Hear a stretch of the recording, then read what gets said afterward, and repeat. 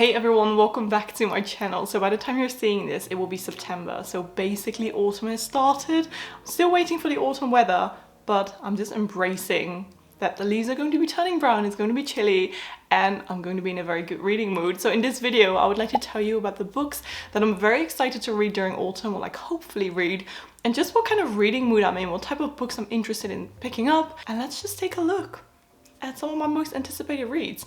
But before we continue, I am so excited to announce that this video is in collaboration with Book of the Month. So if you don't know Book of the Month, they are an amazing US-based subscription service for readers, and every single month their team goes through dozens of new releases and they pick their most favorite ones. They're always around like 5 new releases that you can choose from. And the best thing is that if you use the code BRIT, you can get your first hardcover new release for only $9.99. So let me show you 2 of the books that I'm very excited about that you can also choose from this month.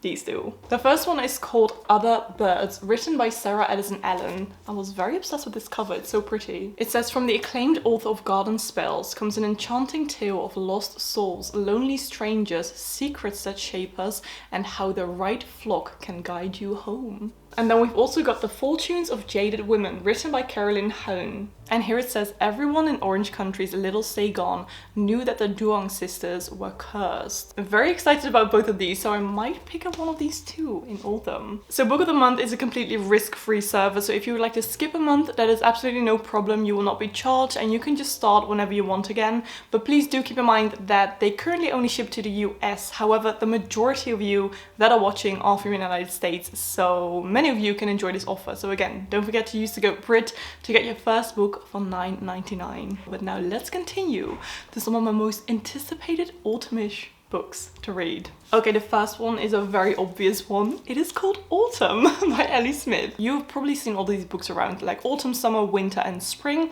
I've got 3 of them.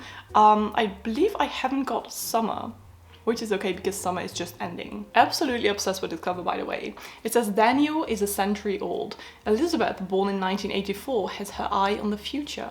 The United Kingdom is in pieces, divided by a historic once-in-a-generation summer. Love is won, love is lost. Hope is hand in hand with hopelessness, and the seasons roll around as ever. I think this might be very just a bit whimsical and beautiful, and I think the plot may be quite just character-driven. Very curious, let me know if you've read this book. A book that I'm actually currently reading is The Dragon Republic, written by R.F. Kuang. After finishing, or like after finally reading The Priory of the Orange Tree, a fantasy novel, I am finally back into reading fantasy books because I haven't read much high fantasy in a very long time. But I finally picked up the second book in the Poppy War trilogy. So the Poppy War trilogy is a kind of Chinese warfare inspired novel who follow this girl named Rin who has these magical powers, and then there's war, there's friendship, there is quite a lot of like tragic events, and we have this bad empress that they want to defeat. So it's a very kind of war and like warfare focused story. But the first one was really good, and I finally picked up the second one. I'm only like 14 pages in. So this is gonna take me a while, but I'm excited. I heard that just this entire trilogy is very good, so I'm curious to find out if I like this one too. And then we actually have another fantasy novel that I'm very excited to read. I was actually thinking, should I read The Dragon Republic or this one, The Well of Ascension, the second book in the Mistborn trilogy. Can you tell how I often start new series and then I just read one book and then the next 2 or 3 books will be on my shelf unread for the next couple of years. That is what is happening with Mistborn, because I've read the first Mistborn book called Mistborn or The Final Empire. I don't know why they have 2 titles. I read it I think like over a year ago, but now I'm finally tempted to pick up the second book. But I did a little poll on my Instagram where I was like, should I read this one or should I read The Dragon Republic? And most of you voted for The Dragon Republic. So The Dragon Republic it is. However, I still want to read this one, and I hope to read it in autumn as well. The next type of books are these type of books that are currently very popular on BookTok, especially on BookTok. They're all the books about these unhinged female characters kind of, you know, making a mess of their life sometimes and doing weird ass things and making you feel like, what the hell are you doing? But they're very enjoyable and quite just interesting and fascinating to read about these female characters that are not really in the best, you know, period of their lives. So I've got a whole stack of them. I will talk about a few. The first one is called Boy Parts by Eliza Clark. This one is about a woman named Irina, and it says she obsessively takes explicit photographs of the average looking men she persuades to model for her, scouted from the streets of Newcastle. And it says that this is a comedy both shocking and hilarious, fearlessly exploring the taboo regions of sexuality and gender roles in the 21st century. As you can tell, about a woman who's trying to find and maybe cross these boundaries and really just doing whatever she wants to do. Very curious about this one. Again, I want you all to let me know in the comments which one I should read first. Then the next one is called Night Bitch, written by Rachel Yoder. I actually saw this one in a really tiny bookshop because I just wanted to buy a book, and I walked in and this was the first book that I saw, and I was just very intrigued by the cover, so I thought, this is it, I'm gonna pick it up. By the way, what's a good thing, or like in my opinion, what's a nice thing about all of these books, these type of books that are very popular right now, is that they're quite small. Most of them are like under 300 pages, so they're very easy to get through quite quickly, which means that I could read a lot during autumn. It says one day the mother was a mother, but then one night she was quite suddenly something else. It's about this woman who is said to be lonely and exhausted, and her husband, always traveling from work, calls her from faraway hotel rooms. One more toddler bedtime and she fears she might lose her mind. So again, about a woman who's not doing the best. Maybe I should read some like happy books sometime. Okay, then we have two by a writer that I haven't read anything of yet. Ottessa Moshfegh, again, very, very popular right now. The first one is called My Year of Rest and Relaxation. It says the shocking and strangely tender story of a young woman's effort to duck the ills of the world with the help of one of the worst psychiatrists in the annals of literature. Again, very curious. Some people absolutely love this book, and some people are just like, I don't know. So I'm curious what I will think of it. Then we've also got Lebvona, which I heard you shouldn't read when you're eating because apparently it's very disgusting.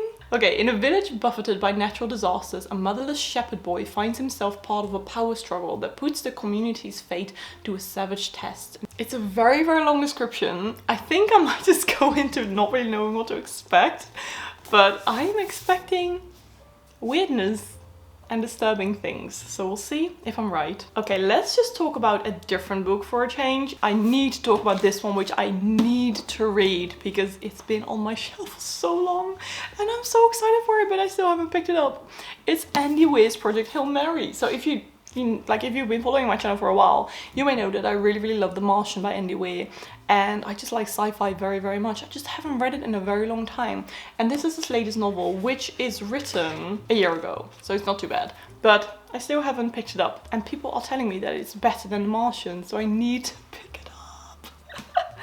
So basically, it says a lone astronaut must save the Earth from disaster in this incredible new science-based thriller. This is about Ryland, who is the sole survivor on a desperate last chance mission, and if he fails, humanity and Earth itself will perish. So he has to basically save the Earth.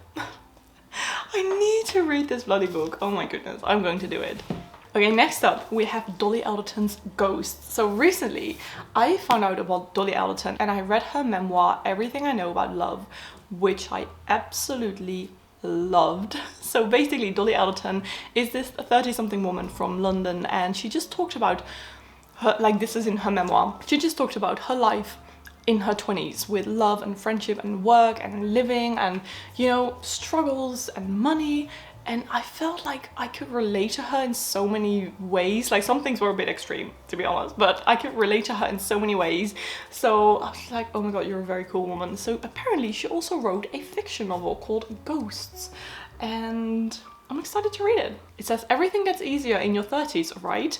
Though she has plenty to celebrate, successful career as a food writer, new home, loving friends and family. For Nina Dean, her 30s have not exactly been the liberating, uncomplicated experience she was told. And then like from friendships and exes, blah, blah, blah, blah, blah. But then she meets Max, who tells her on date 1 that he's going to marry her. But what seems like an exciting new development will ensure this year is Nina's strangest yet. We'll see. Again, let me know in the comments if you have read this. Let's talk about two more of these very popular TikTok books right now. The first one is called In the Dream House, written by Carmen Maria Mercado. This is a memoir actually, and it's all about her being in an abusive relationship. And I'm very much into reading memoirs at the moment. It's like tragic and fascinating at the same time, just reading about what people, like lives that people are living and how different everyone's lives are. And also, you know, it's quite painful to read some memoirs because some people have been through so many tragic things like this one. I don't really know anything about the writer, to be honest, but I just heard it's very good, so I definitely want to give it a try. And then we have one with one of the coolest covers I've ever seen. I'm absolutely obsessed with this cover. It is called The Virgin Suicides, and this one has actually like regained popularity, or is suddenly very popular. I don't even know when it was popular when it was released, because this one I believe is quite old. It's written in 2002 and suddenly is becoming freaking popular. I always love that. I always think that's very fun for the writers as well, because, you know, it's been 20 years. What the hell? Oh my god, 2002. That really is 20 years. I feel old. But it's been 20 years, and I love that for writers, like suddenly their books become very popular again, which is the case with this one. So it says, that girl didn't want to die. She just wanted out of that house. She wanted out of that decorating scheme. And it's about 5 Lisbon sisters. They've always been a point of obsession for the entire neighborhood, and although the boys that once loved them from afar have grown up, they remain determined to understand a tragedy that has defied explanation. The question persists: why did all 5 of the Lisbon girls take their own lives? This sounds incredibly tragic. Again, let me know if you have read this book. This is a very big list of books, and I'm not the best at like sticking to TBRs, but these have, like, over the past few weeks, I've constantly looked at them on my shelf like, do I want to read you? Maybe. So I hope that in the next couple of months I just realized, like, if it's autumn, my birthday's on the last day of autumn, so that means it's already like, time is going by so fast. I still remember it turning 2022, but which also means that Christmas is near, and all the Christmas shops, and just the chilliness. Oh, I can't wait to like wear coats. Yesterday morning I could wear my leather coat outside, or like my faux leather coat, and it felt so good. And then after an hour it got way too warm and I had to take it off again, but it felt so good to actually wear a proper coat, because I'm just done with this heat. Okay, bit of a ramble. I'm very excited for autumn, as you can tell. Let me know in the comments which book I should read first, and if you've reached the end of this video but you don't know what to comment some autumnal leaves emoji, because we can use some like beautiful brown leaves outside, and they're crispy and you can walk through them and it's a vibe. I'm so excited for autumn. I did wear this like nice autumnal-ish dress that reminds me of autumn. Okay, thank you so much for watching. I really hope you liked this video, and I hope you're having a beautiful day, and I'll see you in my next one.